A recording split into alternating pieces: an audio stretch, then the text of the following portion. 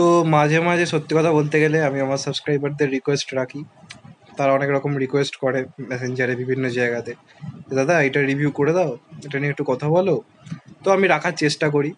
কোনো কোনো সময় খুব ভালো জিনিস দেখি, কোনো কোনো সময় এত খারাপ জিনিস দেখি যে সত্যি কথা বলতে তাদের উপর এত রাগ ধরে, একটা কথাই মাথায় থেকে বেরোয়, entertaining Prince wanted to know your location.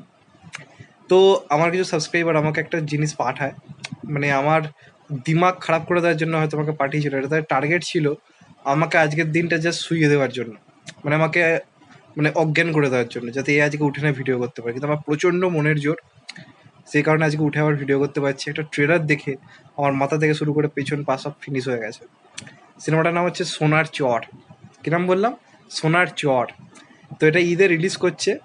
Shakib খানের সিনেমার সঙ্গে ক্ল্যাশ হবে। তো অনেকে নাকি এটার যে অভিনেতা জায়েদ খান বলে সাকিব খানের ভাইপো। তো ঠিক আছে, ভাবলাম দেখি কিরাম হয়। যেহেতু জায়েদ খান নামটা শুনে মনে হলো কিছু বিরাট কিছু দেখবো। তারপর আমি এর কিছু ইন্টারভিউ দেখলাম। এই লেভেলের পাগল লোক আমি আমার লাইফে খুব কম দেখেছি। আমি জানি না এখন জায়েদ খানের ফ্যানরা, জানি না ফ্যান আছে কি না, জায়েদ খানের ফ্যানরা আমাকে একটা খিস্তি দেয়। কারণ এত খাজা অভিনেতা আমি আমার লাইফে কখনো দেখিনি। বিশ্বাস করুন, হিরো আলমের প্রতি আমার রেসপেক্ট চলে এসছে এটা দেখার পর। যদি আমরা হিরো আলমের উপর খুব রাগ থেকে থাকে না, আপনারা এই সোনার চর ট্রেলার চালিয়ে দেখুন। আর অবাক লাগে, এই হিরোর সঙ্গে কাজ করতে গেছিল আমাদের এখানকার নায়িকা সায়ন্তিকা। একসময় দেবজিতের সঙ্গে কাজ করেছে, এখন কাজের এত অভাব, জায়েদ খানের নায়িকা হচ্ছে। আমি আজকে এই কাজটা ট্রেলার দেখার পর ফিল করতে পারছি যে এত যে বনিকে বা ইয়াসকে আমরা যে খিল্লি করি, সত্যি এতটা খিল্লি ডিজার্ভ করে না যে খিল্লিটা জায়েদ খান ডিজার্ভ করে। আমি আজকে দাবি জানাচ্ছি বনিকে অস্কার দেওয়া উচিত, কারণ এটার এই ট্রেলার দেখার পর, সোনার চরের ট্রেলার দেখার পর আমি ফিল করছি যে বনির বহু সিনেমা যেগুলোকে খিল্লি করেছি, যেমন ডালবাটি চুরমা চচ্চড়ি বা বহু সিনেমা, সেগুলো আলটিমেটলি আমার এখন ভালো লাগতে শুরু করে দিয়েছে। আমার এই ট্রেলারটা দেখার পর মনে হচ্ছে না ওইগুলো তো অনেক ভালো ছিল। ওগুলো তো অন্তত পক্ষে আমি সিনেমা হলে গিয়ে সিনেমাটা দেখে অন্তত হল থেকে বেঁচে ফিরতে পেরেছি। এখানে তো ট্রেলার দেখি আমার কানের বিচি খুলে যাওয়ার জোগাড়, এত জঘন্য ট্রেলার। তো জানি না কি ভেবে সিনেমাটা বানিয়েছে। সেই কোন কবে কবেকার একটা গল্প, হিরো লাল লাল করে ছুটতে ছুটতে যাচ্ছে, সবার কাছে পেয়াদানি খেয়ে উল্টে পড়ে যাচ্ছে। পোস্টার বার করেছিল একটা, মাটিতে কেলিয়ে শুয়ে পড়ে রয়েছে। এটা কি হয়েছে?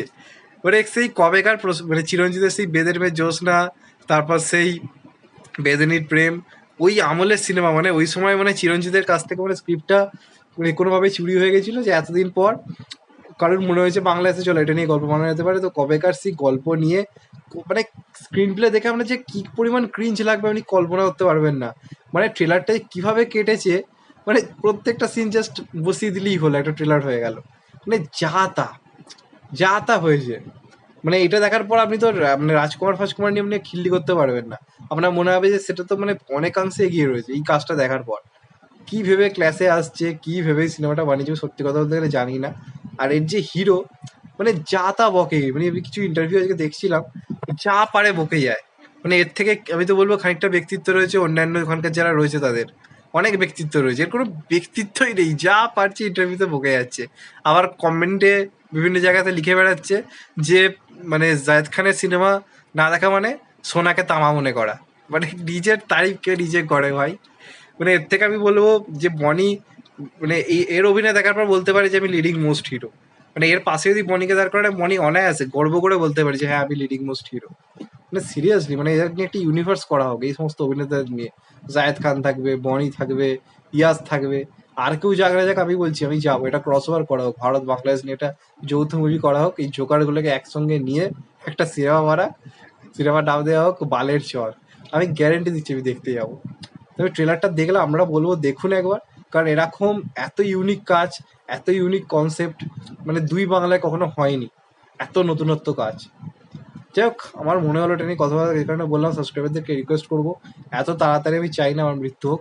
প্লিজ আমাকে রিকোয়েস্ট করছি, আমাকে এই ধরনের রিকোয়েস্ট করবে না, কারণ আমাকে অনেক কিছু আরও করা বাকি রয়েছে। তাড়াতাড়ি কি বলবো, শরীর জাস্ট কাজ করছে না এই ট্রেলারটা দেখার পর।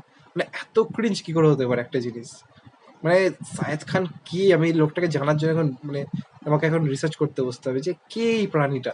মানে এর থেকে তো সারবানাম অনেক ভালো ছিল, সাউথের যে অভিনেতা। সিরিয়াসলি হিরো আলমের প্রতি রেসপেক্ট বেড়ে গেল। অন্তত দেখে চোখে শান্তি হয়, এটা দেখে চোখ থেকে হাগু বেরিয়ে গেছে জাস্ট। যাই হোক, এটাই বলা ছিল, বললাম। আজকে ভাবলাম অন্য কিছু কন্টেন্ট নিতে, এটা একজন বললো, রিকোয়েস্ট করলো, দেখলাম। তাকে অনুরোধ করছি এরকম রিকোয়েস্ট আর করো না, এটাই বলার।